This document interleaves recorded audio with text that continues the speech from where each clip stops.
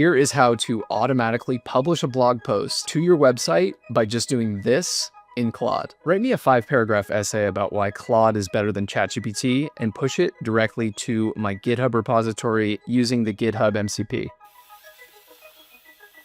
Okay, in one prompt, this is now live. Click blog, and there it is. This could be some good reading. Okay, step one, we're gonna go to GitHub. We're gonna go new repository. I'm gonna make this private because I'm not gonna give you mangy mutts any access to my code. Next is create a personal access token to give to Claude, the MCP. So to do that, we're gonna go to settings, developer settings, personal access tokens, tokens classic, generate a new token, generate new token. We're gonna name it, change your expiration date to no expiration, repository access, all repositories. If you made yours private like I did, then go to repository permissions and go ahead and just change this access to read or write for everything. Click generate token, and of course I'm blurring this out, but copy and paste this token that you get. So now we're gonna connect this to Claude's MCP server. So to do that, go to the official GitHub MCP server. We're gonna scroll down to Claude desktop, which is here. We're gonna copy this, and this is where our personal access token that we just created is gonna go. Go to Claude, go to developer settings, edit the configuration file, and you're going to get a configuration file from Claude with all of your JSON in there for your different MCP servers. So then just open it up in any text editor you prefer.